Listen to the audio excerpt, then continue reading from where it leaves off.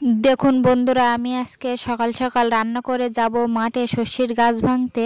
তা আমি নিরামিষই রান্না করার জন্য ফোড়নে দিয়ে দিয়েছি শুকনো লঙ্কা, এলাচ আর দারচিনি। তো এইদিকে কেটে রাখা বিট, গাজর আর আলু আমি দিয়ে দিচ্ছি কড়াইতে, দিয়ে আমি সুন্দর করে ভেজে নেব। আর এইদিকে পরিমাণ মতন দিয়ে দিয়েছি নুন, আর দিয়ে দিচ্ছি হলুদ।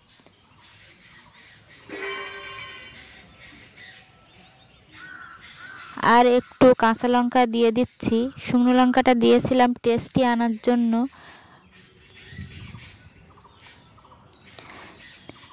দেখুন আমার সুন্দর করে ভাজা হয়ে গেছে বিট, গাজর, আলু। আর রান্নাটা করে রেখে আমি চলে যাচ্ছি মাঠে। মাঠে গিয়ে এই যে সর্ষের গাছ তুলছি। দেখুন আমাদের এবার সর্ষের গাছটা খুব খারাপ হয়েছে, ভালো হয়নি এবার। তাই যা অল্প হয়েছে তাই আমরা তুলে এগুলোকে বাড়ি নিয়ে যাব।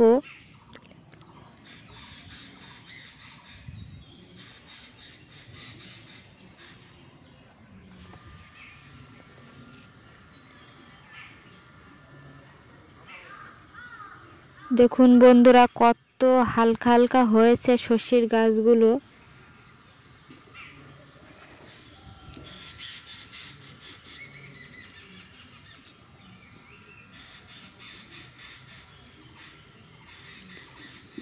এই সর্ষের গাছ তুলে আমরা এখানে ধান রুব, তার জন্য সর্ষের গাছগুলো তুলে ফাঁকা করে দেওয়া হচ্ছে।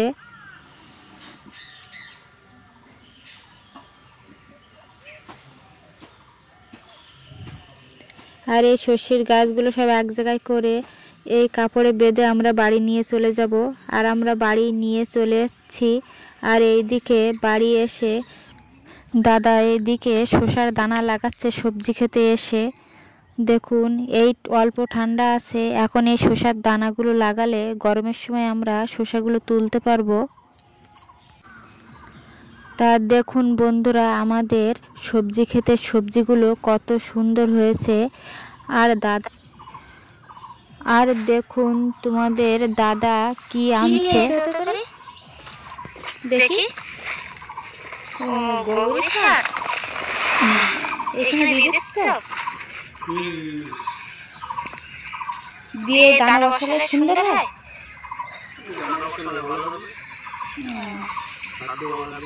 ও আচ্ছা।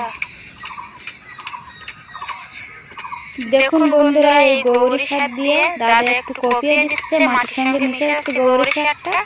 আর এইভাবে এই যে দানাটা বসালে, শসার দানা বসালে সুন্দর চারা বার হয়।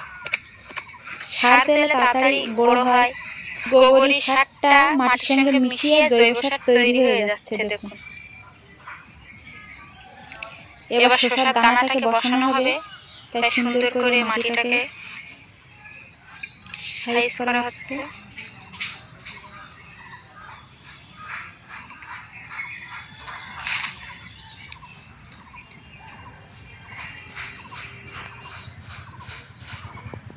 আর শসার দানাটা দাদার বসানো হয়ে গেছে।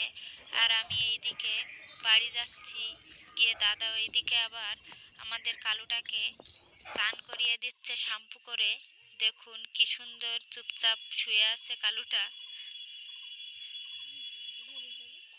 অন্য টাইমে খুব দৌড়াদৌড়ি করে, কিন্তু দেখুন বন্ধুরা, স্নান করার টাইমে কত চুপচাপ আছে।